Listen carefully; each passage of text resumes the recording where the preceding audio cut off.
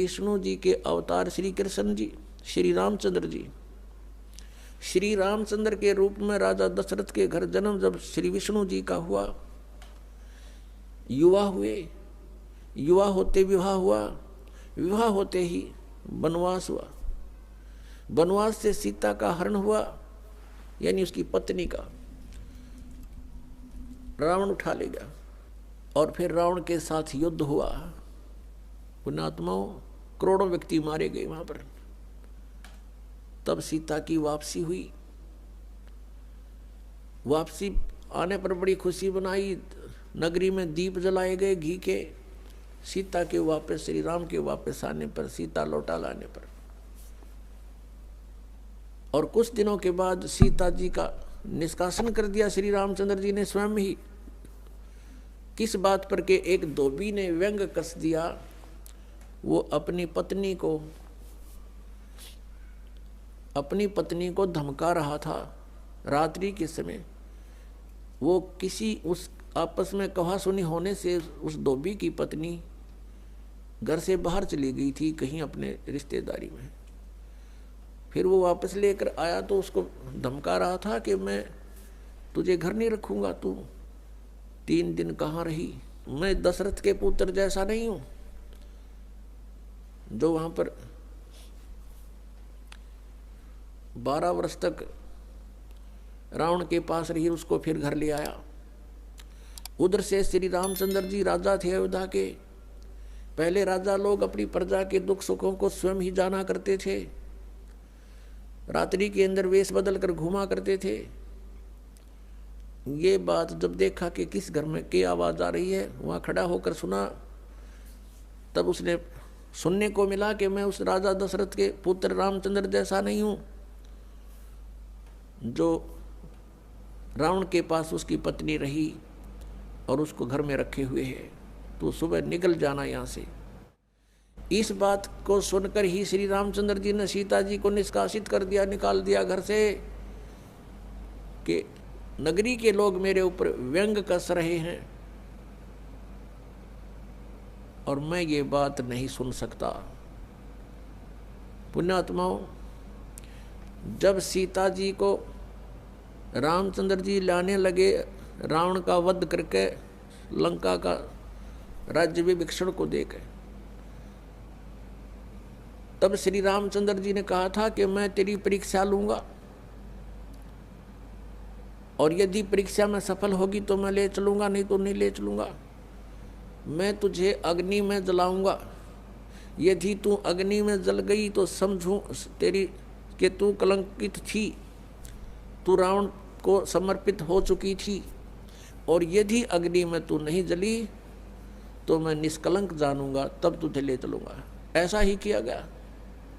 सीता को अग्नि में बैठा दिया और हजारों की संख्या में दर्शक थे। सीता जी नहीं जली और सब ने कहा कि भगवान निष्कलंक है, माई निष्कलंक है, और इतनी कठोर परीक्षा लेकर के वापस अपने घर लाया था। और फिर एक व्यक्ति के कहने से श्री रामचंद्र जी ने उसको निकाल दिया, अपनी पत्नी को। तो कहाँ गई वो उसका अपना जजमेंट? तो ऐसे ये राजा के योग भी नहीं थे ये लोग, और हम इनको भगवान मान रहे थे। एक गर्भवती औरत को अपनी को घर से बाहर निकाल देता है, कहीं मरो कहीं जाओ, कोई बात थी या? फिर परीक्षा लेने की क्या जरूरत थी? और क्यों इतनी दुनिया मरवाई, फिर छोड़ देता रहे, रावण के पास ही रहती हो। पुण्यात्माओं, यहाँ का राजा काल भगवान है, और ये नहीं चाहता कि यहाँ के प्राणियों को परमात्मा का पता लग जाए,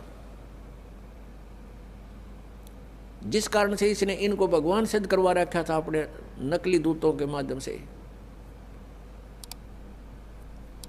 और फिर क्या होता है लास्ट में, श्री रामचंद्र जी ने अश्वमेघ यज्ञ घोड़ा छोड़ दिया कि पूरी पृथ्वी पर शासन प्राप्त करने के लिए कि इस घोड़े को जो पकड़ेगा वो युद्ध करे मेरे साथ। वो घोड़ा उन्हीं के पुत्रों ने, जो सीता जी ने बाहर जाके जन्म दिया था ऋषि वाल्मीकि की कुटिया में, एक पुत्र गर्भ में था, दूसरा फिर वाल्मीकि जी की मिसअंडरस्टैंडिंग के कारण एक घास से यानी कुसा से या घास होती है डाब, इससे एक लड़का बनाया था। ये अलग कहानी है, फिर बताएंगे। तो लव और कुश नाम से प्रसिद्ध हुए। लव तो सीता के गर्भ से जन्म हुआ था और कुश को वाल्मीकि जी ने अपनी भक्ति शक्ति से उसको बनाया था। लव और कुश युवा थे, उन्होंने वो श्री रामचंद्र जी का घोड़ा पकड़ लिया। फिर उनका पिता पुत्रों का युद्ध हुआ तो दोनों ने छक्के छुड़ा दिए राम के, और सीता जी फिर भी उनके हाथ नहीं आई और वो पृथ्वी के अंदर समा गई। और श्री रामचंद्र जी ने आकर के सरयू नदी के अंदर, अयोध्या के साथ से बह रही एक सरयू दरिया, उसमें जल समाधि ले ली इसी दुख में।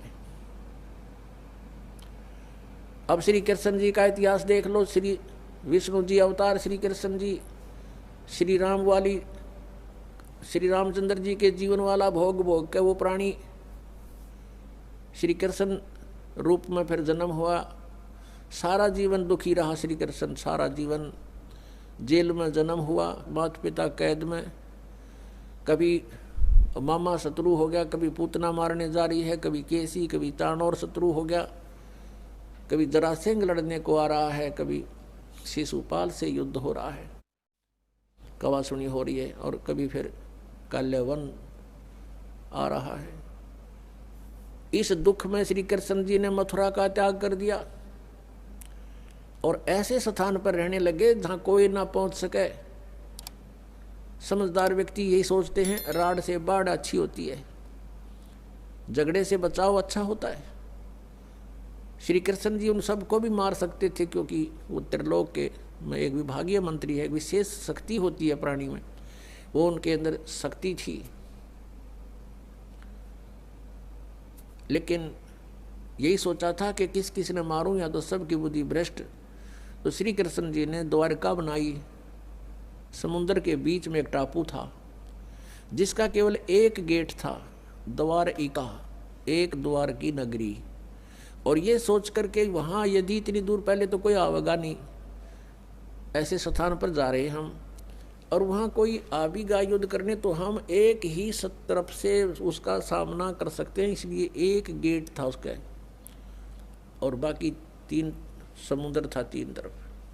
तो वहाँ श्री कृष्ण जी चले गए, अपना अधिकतर सारा ही जीवन वहाँ व्यतीत किया।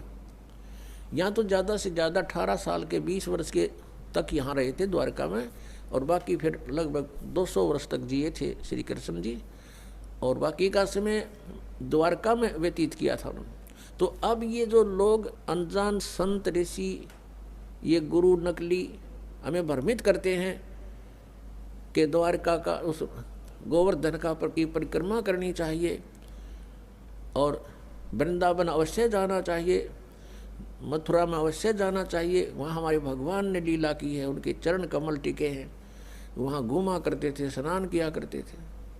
अरे श्री कृष्ण जी यहाँ तक 20 वर्ष रहे थे इस मथुरा में, बाकी 180 साल तो वहाँ रहे हैं द्वारका में, और वहाँ का नामो निशान मिट गया उस द्वारका को। इसलिए वहाँ खत्म की द्वारका, समुद्र में डूब गई श्री कृष्ण जी की मृत्यु के बाद, और यादों का विनाश हो गया था, आपस में लड़के मर गए थे, और जो बाकी शेष औरतें बची थी उनको अर्जुन ले आया था, सब खाली हो गई थी द्वारका। उसके बाद वो समुद्र ने डबो दी थी, अंदर चली गई।